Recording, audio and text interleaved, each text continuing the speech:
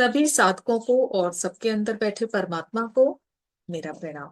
मैं आराधना अरोड़ा अपने channel Aradhana Arora the unique प्राणा में आपका स्वागत करती हूँ। और आज आपके साथ आत्माओं की यात्रा के विषय पर मैं शेयर करूंगी। और इससे पहले भी 2 सेशन में इससे रिलेटेड आपके साथ शेयर कर चुकी हूँ। और मैं उनके लिंक भी डिस्क्रिप्शन में आपके साथ शेयर करूंगी, आप उनको जरूर देखना। और अगर मेरे सेशन आपको मोटिवेट करते हैं, इंस्पायर्ड करते हैं, तो इन्हें अन्य साधकों के साथ जरूर शेयर किया करें। क्योंकि हो सकता है किसी साधक की जर्नी सेशन देखकर आरंभ हो जाए या उसको उसके प्रश्न का उत्तर मिल जाए। तो आइए शुरुआत करते हैं, अच्छे से समझते हैं। एक घर में हर तरह की आत्मा जन्म लेती है। यानी उसमें बेबी सोल भी होगी, यंग सोल भी होगी, मैच्योर भी होगी और ओल्ड सोल भी होगी। तो ये जो आत्माओं की जो स्टेज होती हैं, ये मैंने अपने पिछले सेशंस में क्लियर किया है। पर कुछ जानकारी मैं आपको देती हूँ कि जब आत्माओं की यात्रा का आरंभ होता है, जब सबसे पहले जन्म लेती हैं, तो बेबी सोल से स्टार्टिंग, बेबी सोल फिर उसमें कई सारे जन्म लेंगी, फिर यंग सोल में कई सारे जन्म लेंगी, फिर मैच्योर में, फिर ओल्ड में। इस तरह से हर एक स्टेज में काफी सारे जन्म लेती हुई, सीखती हुई आगे की तरफ ही आत्माएं बढ़ने लगती हैं। तो एक ही घर में आप देखो कि हर तरह की आत्मा जन्म लेती है। और जन्म लेने का उद्देश्य ये होता है कि एक दूसरे से सीखें, आपस में अपने कर्मा को बैलेंस करें। क्योंकि एक परिवार में अगर एक सोल भी अवेयर हो गई तो उसकी कोशिश रहेगी कि घर के बाकी मेंबर्स भी अवेयर हो जाएं। अब आप देखो, एक घर में अगर छोटा बच्चा है तो आप देखोगे कि वो छोटे से बच्चे में इतनी समझदारी होगी, वो एक मैच्योर इंसान की तरह बातें करेगा। जो उसकी बातें होंगी वो समझदारी वाली होंगी। या इसका जस्ट अपोजिट भी आप देख सकते हैं कि कोई घर में बहुत मैच्योर पर्सन है, लेकिन उसकी जो बातें हैं वो इनमेच्योरिटी वाली होंगी। तो यानी कि यहाँ एज मैटर नहीं रखती, यहाँ सोल की एज मैटर रखती है।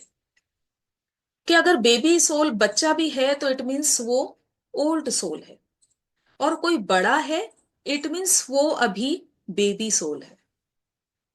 तो इस तरह से एक घर में ये आत्माएं एक साथ आती हैं।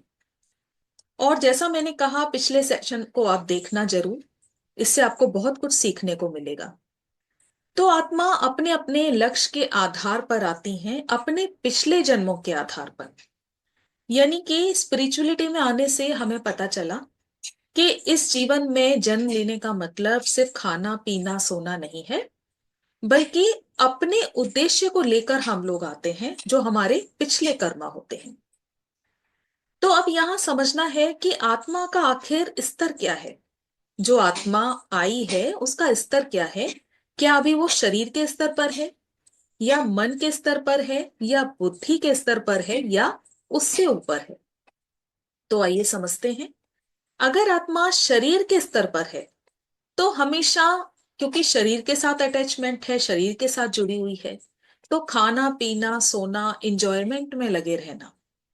और अगर आत्मा मन के स्तर पर है तो मन का आधार बचपन से ही निर्मित है। यानी जो भी देखा पेरेंट्स से, समाज से, उस आधार पर मन ये निर्मित हो गया, गलत या सही। या मजहब के बारे में जानकारियां, ये मजहब सही या ये मजहब गलत। तो ये सारे विषय, सारा जो हम विषय सुनते हैं समाज से, मन से, उससे समाज से या अपने लोगों से, अपने पेरेंट्स से, उस हिसाब से हमारा मन निर्मित हो जाता है। और जो सोल बुद्धि के स्तर पर है, तो इस बुद्धि का निर्माण हुआ है पिछले जन्मों के संस्कार स्वरूप। यानी पिछले जन्मों के जो भी संस्कार थे उस आधार पर बुद्धि निर्मित हुई। इसमें इस लेवल पर आकर आत्मा धार्मिक कार्य करना आरंभ करती है। जैसे कि दान देना, सोच समझ कर कार्य करना, क्योंकि बुद्धि का निर्माण हो गया, बुद्धि विकसित हो गई। दूसरों की मदद करना, अवेयर होना। धीरे धीरे आत्मा अपने स्तर को समझती है कि मैं शरीर नहीं हूं, मैं आत्मा हूं। फिर ध्यान का आरंभ होता है, ध्यान करने लगती है। इससे भी ऊपर की स्थिति आती है, वो है सर्वात्मा स्थिति। जितने भी महान संत हुए, महात्मा हुए, वे हुए सर्वात्मा। यानी जो सामने वाले को इंसान ना समझकर एक आत्मा की स्थिति में देखते हैं। यानी कोई भेदभाव ही नहीं रह गया, मैं भी आत्मा और आप भी आत्मा, और उसी स्टेज में आपके साथ व्यवहार भी करते हैं। ध्यान सिखाने के साथ साथ धर्म फैलाना, जागरूकता फैलाना, ज्ञान बांटना, ये स्थिति है सर्वात्मा स्थिति।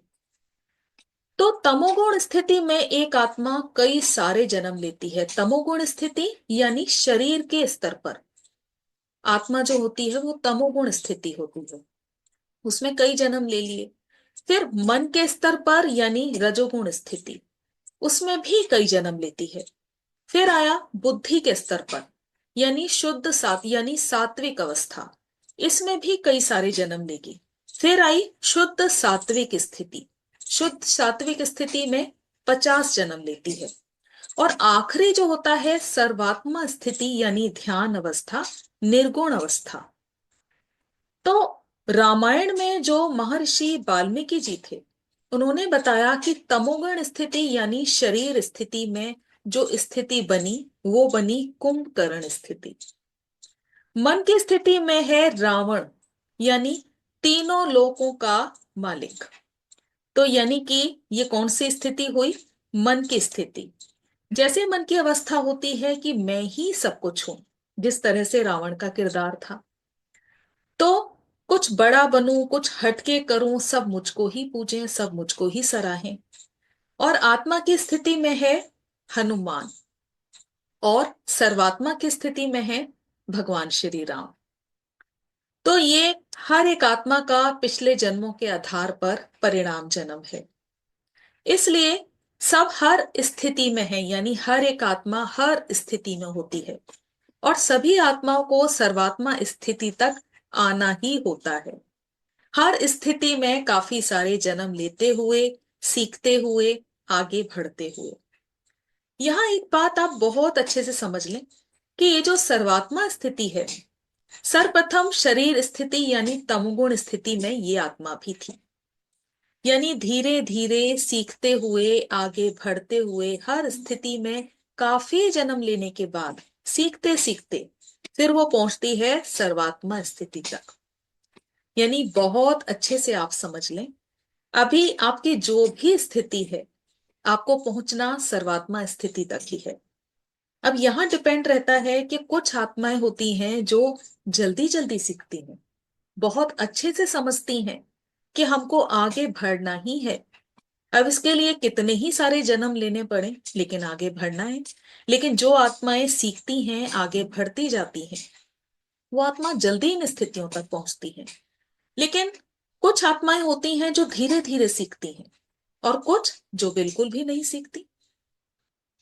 तो यानी हर एक स्थिति में आत्मा होती है, और ये जो सर्वात्मा स्थिति है, इसकी भी शुरुआती अवस्था थी। धीरे धीरे सीखती हुई ये आत्मा सर्वात्मा तक पहुंचती है।